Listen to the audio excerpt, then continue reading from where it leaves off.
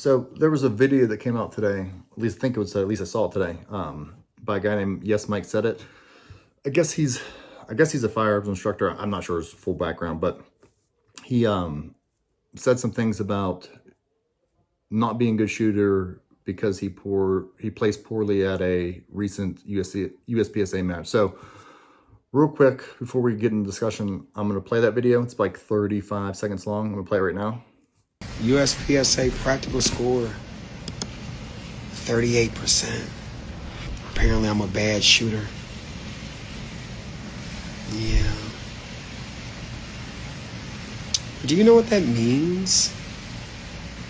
That means anybody who has just regular firearms training and all you do is go to the range and you shoot at pieces of paper, according to the USPSA and its competitive shooters, not the organization itself, but its members, you ain't shit. All right, so let's talk about it. So for what I think he's saying is, he's stating a fact that he does, USPSA members are not the organization itself, but members are shitting on him for his poor performance. So I won't knock anyone. As long as people are out there training, I'm not going to knock anyone what they're doing. However, I do feel that he's pissed at himself. I don't think he didn't hang his ego up, and he's mad at his performance, and I can relate to that. 2023, I did my first match, and I thought I was a good shooter. Like I mentioned in prior videos, I've trained with some of the top instructors in the nation. So I went in there that first match thinking I'm going to probably do pretty well. And I didn't. I got crushed. I was in carry optics. I was 33 out of 35. I was devastated, to say the least. So I think and I told myself I was never going to do this. I'm never going to do this again. I'm never going to put myself into this, situation. It will get me, this will get me killed in the streets. It's a game. Everyone's had these souped up guns. And that was just things I told myself. So that's the same. I think that's the same. He's defending his performance. And I get it. Like I said, I was there. I feel that I felt that embarrassment and hated it, and said I was never going to do it again.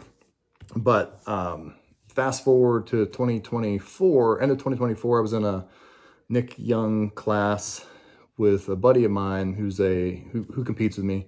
He's a cop. He's a SWAT. He does SWAT. Great shooter, phenomenal shooter. And I'm actually lucky to shoot with two good friends that compete, and they're both cops and both on SWAT, separate SWATs, but phenomenal shooters. I would makes me happy that they're actually out there trying. Both, like I said, both great shooters. One's M class, one's A class. My thought process on all this is, if you're out there practicing, good for you. You need to. That's the name of the game. So my only rebuttal to his statement is, he's defending his performance. And I get it. Like I said, I was there. What I think USPSA does is it gives you the best metric of where you stand. It tracks your performance. It rates your performance. And it also, what it does the best, and like I said, maybe you're just out there wanting to get better, and that's fine. I mean, use it. If I were chief of police, I would make every single one of my officers, it would be mandatory to do a match a month. And the reason I say that is, what USPSA does is not only gives you that metric of where you stand, but there's a planning aspect to it. Whether you stage plan, whether you plan where you're going to reload, how you're going to shoot the stage, whatever. So there's decision making as well. How am I going to run the stage? Where am I going to reload? Like I said, so that decision making and planning kind of go hand in hand, but lots of planning, lots of decision making. So it's not just shooting. There actually is planning and decision making going in the process. The most important that I feel like is stress. It's the most stressful thing you can do without actually getting in a gunfight, a real gunfight. And what I mean by that is you have people watching you. So You have the whole squad watching you. You also have to realize that everyone's going to be looking at the scores after. They might see your name on there. You know, are you going to be are you further down the line or further up in the group? So you got the timer. Again, most of us train with a timer. Hopefully you do, you should if you don't. But still, that goes off. Sometimes, even now, that goes off. I'm like, shit, I forgot my plan. Let's wing it. And then, you know, the feeling of competition, like you want to succeed. So that's an added stressor as well. So I think it's the most, like I said, the most stress you can have without being an actual gunfight. And it's also cold runs. So you show up to a match in the morning, afternoon, whatever your style is, and you run that stage cold. Whether it be a classifier stage, we've all been there. I know I have, or showed up, I'm like, shit, I'm on a classifier. Shit, my first couple rounds are gonna be on a classifier. This sucks.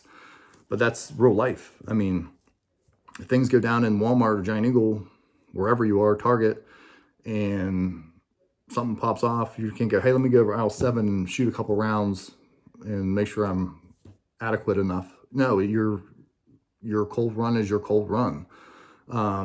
So that's why I think USPSA is super important, because it adds that stress. It adds, you know, like I said, it's a great metric of where you stand. I am a million times better shooter now than I was in 2023 when I did that first match. And then, like I said, 2 years took a hiatus because I was so deathly afraid of ever going back and losing so bad again.